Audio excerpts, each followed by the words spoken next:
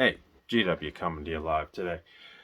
First of all, I want to give a big shout out to someone who I used to hang out with at FYE, my buddy Charlie. And we met his girlfriend last night, and she's pretty awesome. And I hope to God, Charlie, that you give me a call, man, because I miss you. And we was cool. We was like, for lack of a better word, Dante and Randall from Clerks. That's the way I felt every time I entered that store. And Charlie was probably one of the best workers at FYE there, along with my man Dave, who I haven't seen in a long time.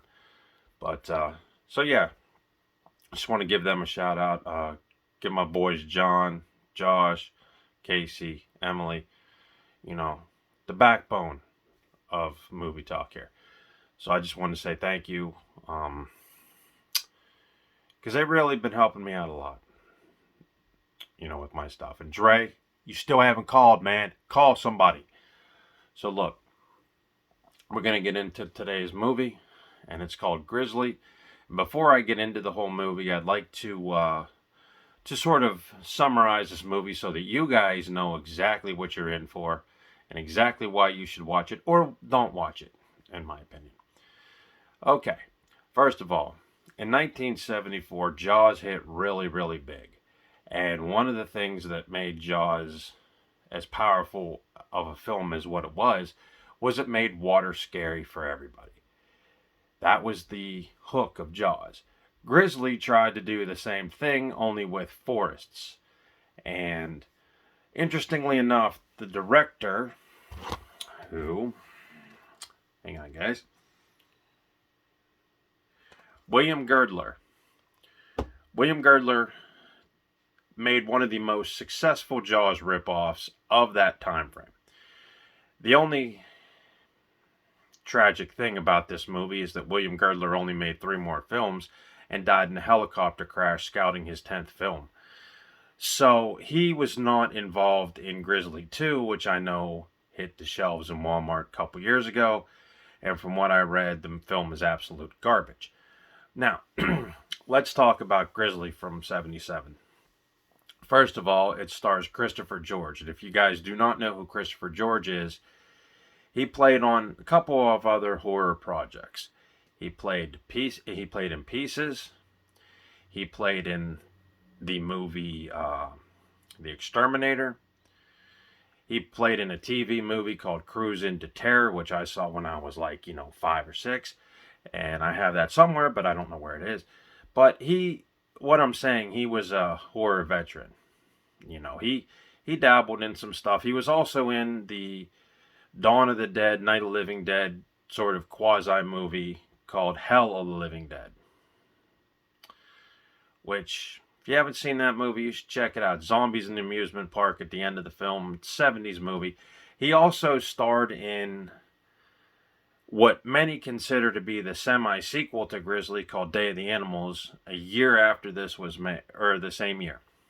So, he's a pretty cool dude, and in the fact that he has done some work in the horror picture. He plays Park Ranger Kelly. Park Ranger Kelly is the equivalent of Roy Schneider's Sheriff Brody.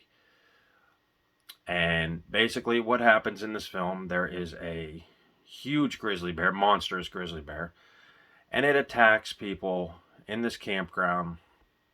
And you guys know the story. He's sent to sort of investigate and finds out that the killings are done by a grizzly bear. Now, he's got to handle it because no one else does. Local hunters fail. Basically, the park ranger, the head of the park rangers, wants to keep the park open, just like the mayor did in Jaws with the beach. So it's a sort of exact story ripoff from Jaws. However, does that make it a bad film? Not necessarily, guys. Not necessarily, because, I found this film not as long as Jaws, and it was fun. Couple of things about the film, though. If you're an animal lover, no bears were harmed during this film. There was 2 bears used for the actual grizzly monster in this.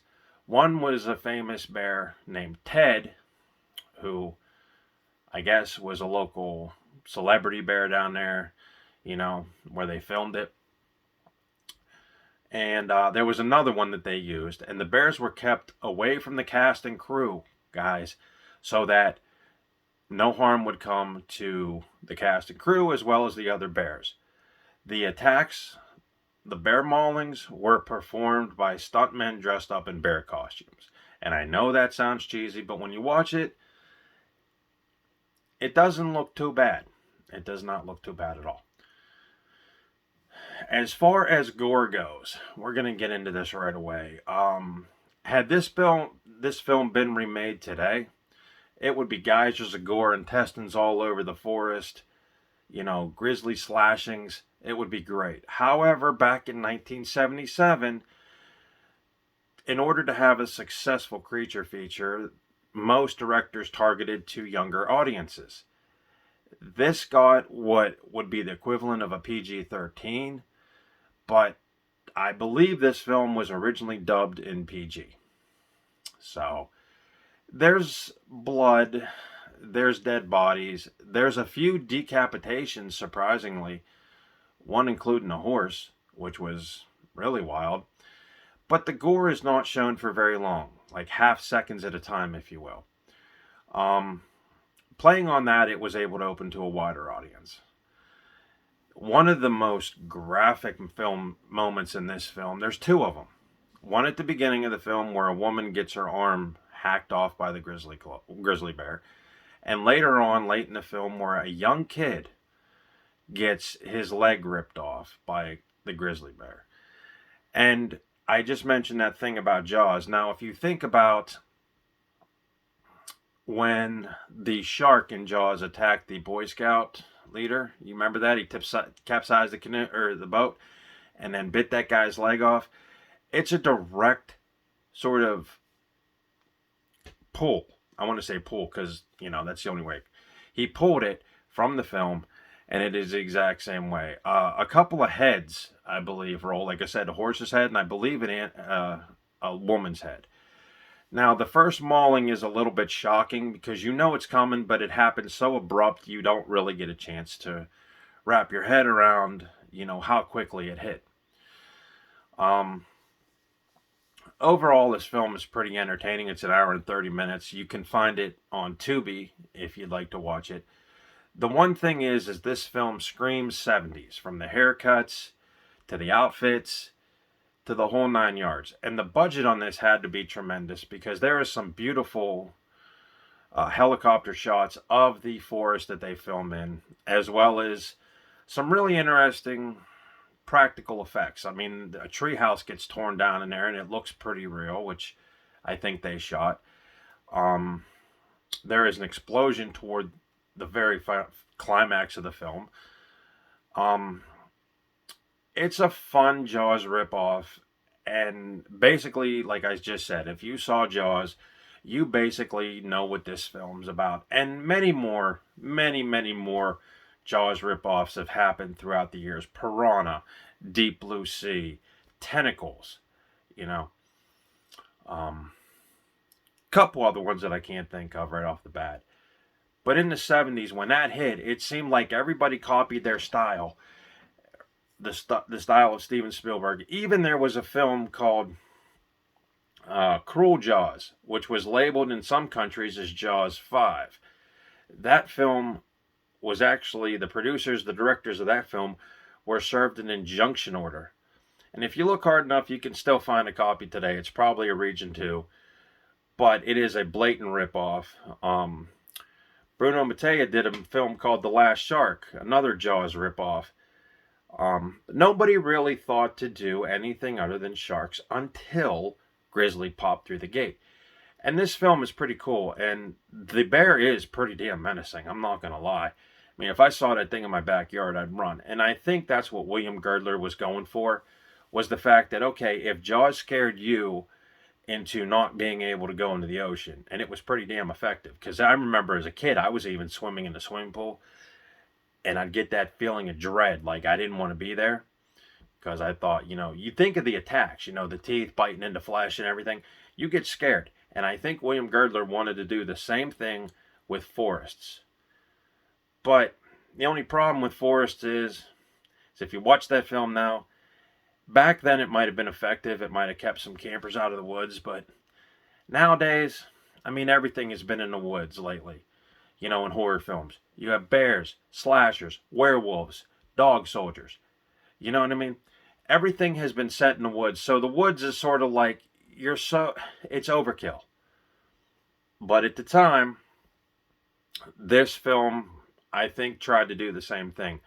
The only other thing this film could probably be noteworthy for is that, yes, I know there are bear attacks that happen in the woods every day, just like shark attacks. There is a sense of realism there, you know, because it's not as far-fetched as you go out camping in an area where you're not supposed to be. Maybe, you know, bear's going to attack you. Maybe not. I don't know. But, again, I think that's what he was going for, and I think that's what made this picture semi-effective. Now, critics had ripped this thing apart because it was a Jaws ripoff. They said it was just boring, stupid. You know, everybody trashed the film when it came out, apparently. Roger Ebert gave it 2 stars, saying it was an okay clone of Jaws. Well, here's the thing. Like anything today, if you find an effective formula and it works, why not stick with it? I mean, look at Fast and the Furious. They're making another movie of them. I think we're, up to F10? Whatever. So my point is, they kind of jumped on a bandwagon. They didn't need to be trashed. The producers, the directors of this film did not need to be trashed. However, most of the elements in this film were taken out of Jaws, but I found it to be a little bit more entertaining. The only negative thing, too, one of the negative things, I guess I should say, is the plot is not really fleshed out. Where in Jaws, you know, they took some time to sort of build up a story. This one, once the first bear attack happens, it seems like the next thing you know, they're jumping the gun. There's no time for much of a story development, and I think that's where Grizzly falls flat. But if you're looking for a fun creature feature, and you're looking for something the kids would watch while you're out watching VHS, you know, I would say Grizzly's pretty good, and it's free on Tubi. You know, I bought, like I said, I had to check the Blu-ray out because I'm a purist. But it's well worth checking out, and it's also one of the best known works of William Gardner. Like I said, he died in a helicopter crash at age 30. And if you look at what he did for this film, and look at how amazing this film is, you know, it's an amazing feat to see somebody who was probably 26 years old put this thing together. And for a 26-year-old to put, you know, together a successful movie about a rampaging bear through a campground. And just what he did was amazing. You know, it's only a shame that I wish he could go back, if he were still alive, and make, you know, this one again. But it was pretty awesome. It was pretty awesome. The only other drawback of this film is sometimes the acting seems wooden in comparison with some of the other things you watch. And I think that's because they rushed the filming. You know, I think that's what happened. So let's look at the cast, obviously. We have Christopher George playing Park Ranger Kelly, who has to destroy the bear. We have Don, his cohort in trying to stop the bear, played by Andrew Prince. Scott is played by Richard Jackal. Allison plays Kelly's love interest. She is played by Joan McCall. Kittredge is played by Joe Dorsey, and I believe he plays the head of the Park Ranger Association who wants to keep the park open. Dr. Hallett is played by Charles Kissinger. Corwin, now here's a cool name, Kermit Eccles. And Tom is played by Tom Arkaragi. Now, this film, again, like I said, was made in 1977. Well, it came out in 77, so it was originally made in 76. And actually, like I said, it's not a bad picture. It's a fun monster movie. It's a nature run amok film. And I think it does quite the job. and it's worth checking out, but avoid its dismal sequel because everywhere that I read, guys, if you like this movie, which I mean, I found it pretty okay, pretty fun to watch, but the sequel is horrible. It's terrible and has some big names just to sell the product. And that's one thing I do want to get into before I end this review is that sometimes, big name stars will attach their name to shit projects because they have a deal with the company that puts this stuff out, and they're only in it for 5 minutes just to say, hey, I'm in the movie, you're suckered, you bought it, now you deal with it. A lot of that was going around and still is, but it's just a shame that some people have to go like that to sell DVDs and Blu-rays. Also, real quick, guys, VHS 99. I told you guys last review, it's going to be on Shudder as part of their 61-day countdown to Halloween. So, check that out. Also, if you're a Halloween fan and Michael Myers is your deal, last year, Scream or Shout Factory, one of the two, I can't remember, put out Halloween 1 through 5 on 4K with a lot of special features on it. And fans quickly snapped that up. I know I got some copies. But the rest of the films, they're going to put on a box set. It's going to be available October 4th. So if you want the full set, the only way to get them is to buy them as a set. You cannot buy them separately. They've already came out and said that. And it sucks because, what if you have one of the ones on Blu-ray? Now you're forced to buy a 4K. But anyway, October 4th. Cost is about $100 for 3 4K DVDs, which would be about right. They're 6 discs, so you might want to check them out on Amazon right now. But Grizzly, check it out on Tubi. Avoid the horrible sequel. And tomorrow we'll be talking about another creature run amok movie called Alligator from 1980. It's pretty interesting. They made creature films. They haven't made a really interesting Jaws clone lately. I mean, with the exception of Piranha, and stuff like that. But maybe someday somebody will remake Jaws. There is a fake trailer for Jaws 5 floating around the internet. Looks legit, but movie fans can spot the different films. But I really hope they redo something with that franchise. I say make Jaws as a great, hardcore, R-rated movie. Lots of gore, lots of frightening scenes. Keep people out of the water, make it effective, and make it noteworthy. That's what I say, folks. Grizzly, 3 out of 5 stars. And GW says, it's really not that bad. Check it out.